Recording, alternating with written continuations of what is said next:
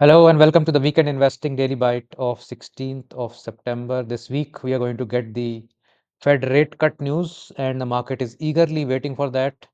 Every morning now is a rising up gap and usually during the day some sell-off takes place and today was no different. Lot of talk about whether small caps will be able to hold the current ground. Will there be a correction ahead? Have they run up too much? So we will discuss some of the historical data on this towards the second half of the video. First, please go ahead and subscribe to the channel and click on the bell notification. You'll get notified for all the new videos coming through. Where is the market headed? So second day in a row, the market is on a flat foot, 0.11% up, very near all-time highs, waiting for the Fed outcome, post which maybe a sell-off of some kind will come, depending upon the Fed rate cut and the speech post that. If there's a 0.5% cut and expectations of more in coming times, we may see a completely bullish candle on that day as well. So this week is going to be the Fed cut week, and till then, we are probably going to be waiting eagerly for what is the outcome. Nifty Junior, no different story, gapped up but gave up most of the gains during the day, 0.05% at the end of the day, totally flat. Mid caps, however, rallying slightly better, 0.34%, going to a new high on the closing basis, and small caps also opening gap up, not able to sustain most of the gains, still closing 0.16% up at a new all-time high. So while the market is edgy, it is still tentatively placed at the previous new highs. The good part about the whole market today, I think, was Bank Nifty, where it has decisively broken above this previous pivot. It is above this average. It has broken out of this trend line, taken a retest and gone above. So it does seem like the new leg up has started on Bank Nifty, and gradually it might challenge the previous high over the next couple of weeks or a month. That is the sort of leading indicator for the market right now, that Bank Nifty is moving forward. I think the market is also expecting that RBI will come out post the Fed cuts with some trajectory for interest rates to be cut in India as well. In terms of the advanced declines on the CNX 500 index, it was fairly even, I would say, 227 gains versus 273 declines. So pretty much even Stevens, I would say. A lot of folks have come back and said, do explain this advanced decline trend.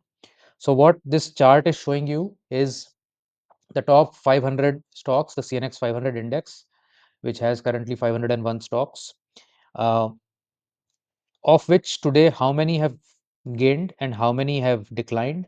And that is called the advanced decline ratio. The advanced decline ratio could be looked at on the Nifty or on a larger index like CNX 500 or on the entire market as well, but predominantly Nifty or CNX 500 makes more sense in terms of to gauge the mood of each index. In terms of FII buying continues, and DII is also bought heavily on 13th of September. So this last 10 days, you can say on both sides, barring a few sessions, has been on the buy side, and that is always good news for the markets. Bajaj Finance, Hindustan Unilever, Bajaj Finserv, SBI, ITC, Asian Paints, Titan, Ultra Semco, Grasim. These were some of the stocks taking a profit booking. Bajaj Twins were running ahead of the Bajaj IPO. ICICI Bank, Axis Bank, Kotak Bank doing quite well in private banking. JSW Steel doing well in steel. Hindalco in commodities, NTPC and L&T in power and infra. So there was a mixed bag of trends within the different sectors. Within the uh, Nifty Next 50, Varun Beverages lost 4%, Vedanta nearly 2%, IRFC, PFC, HAL, IOC. So all public sector enterprise stocks, including public sector banks, did not participate in the rally. Adani stocks, however, gained hugely, 8% on Adani Green, 5% on Adani Power, and also Trent, Motherson, Zomato, and Naukri were the big gainers today, along with United Spirits and Marico. Energy stocks, primarily led by Adani stocks, up by 0.8%. Commodities up 0.6% today. Metals also up 0.6%. Real estate up 0.6%. Private banks 0.5%. Public sector enterprise stocks muted, but 0.3% up, and the others were sort of neither here or there. FMCG gave up some ground. So you are seeing that some rotation towards risk on in the last few sessions has also happened, and that is always good news for the market. It means that the market is trying to make headway into newer territory. Within the energy stocks, while energy index as a whole is still struggling with the election day top that was made, you can see NTPC, Coal India, ONGC, Tata Power, Power Grid, all these stocks were trading up today.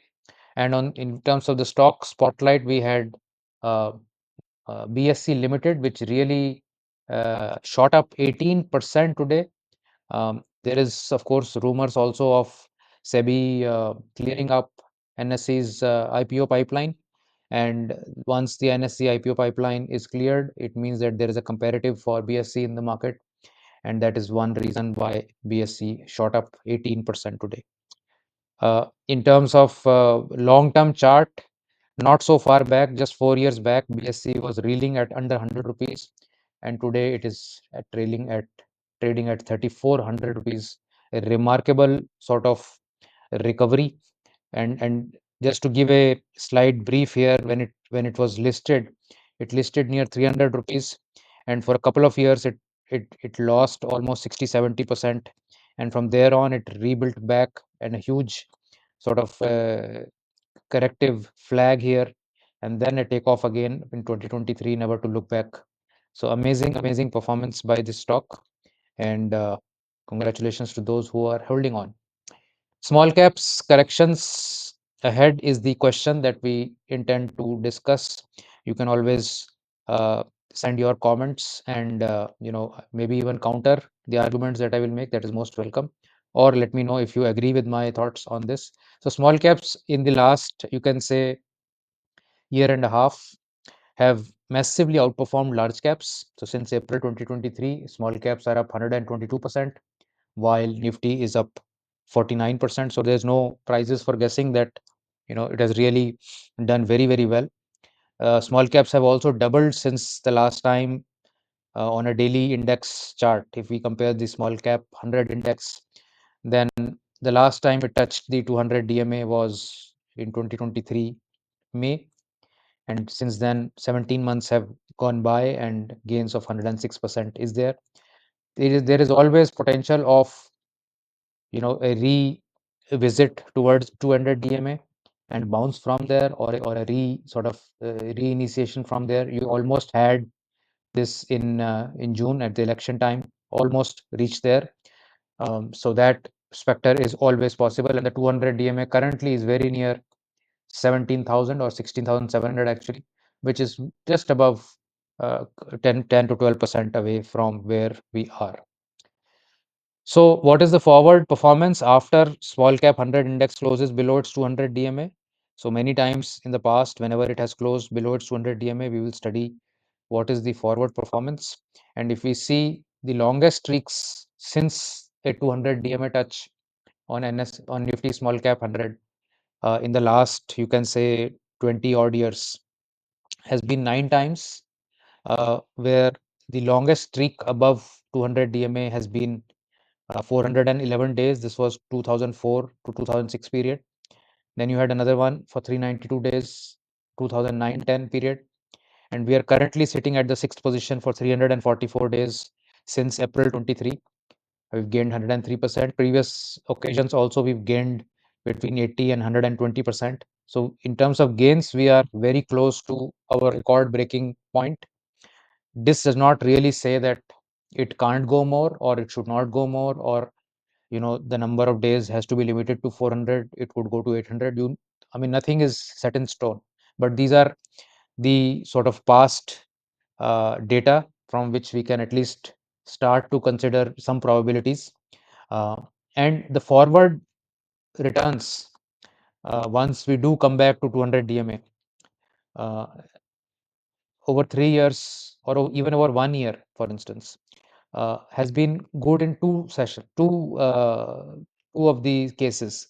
2004-6, 1 year forward returns of 52%, and 2016, where we had a 1-year forward of 49%. Other than that, we had not so good outcome of the first, return back to 200 DMA and the 1-year forward. So whenever we do come back to the 200 DMA, there is more likelihood that we will consolidate or go below that, and it may take a longer period of time. Uh, you had uh, over a average of about minus 4.2% forward return in the last 8 such occasions. And over 3 years, of course, you had a 9% return. So even if the market were to come back to 200 DMA, you could still expect maybe a 9% forward return over the next 3 years on average. So this is some sort of a, you can say, a dampening data that is available. And of course, every time we are doing extremely well in small cap stocks. And if I wish I had added that chart, but if you see the last 25 years, you will see that every time small caps run up, then large caps and small caps meet at some point. And then small caps again runs up and large caps and mid caps meet at some point. So there is possibility that small caps may, try to consolidate while large caps catch up in a year or two. Or there is possibility that small caps come down and large caps continue their pace, or there is a possibility that small caps crash and large caps sort of go down just a bit. So all these possibilities exist. There's no prediction here. Nobody can really predict what is going to happen. So if you are looking for a prediction, I would suggest you go see somebody who can predict. But trying to predict the extent of bull runs can be very, very tough. The market can stay irrational. Some stocks, which even in the large cap space have traded at 70, 80 times earnings for decades, and that beats any, and that too without double digit growth. So that also beats the rationality by a wide margin. So rationality in markets is rare. Usually the markets are irrational either on the higher side or on the lower side. So to expect that markets will be rational is sort of expecting the ideal world.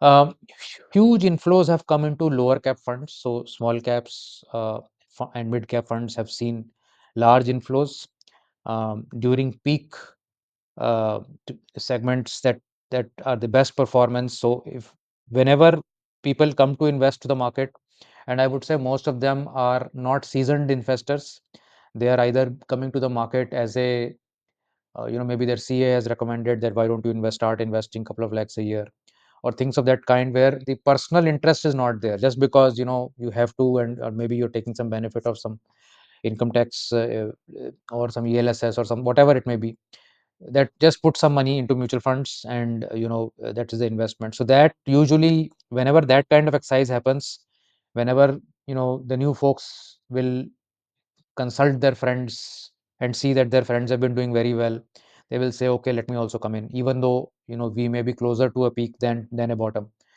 So whenever the markets will try to peak at that point of time, the most people will be coming in. That is the reality of the market. You can't help that.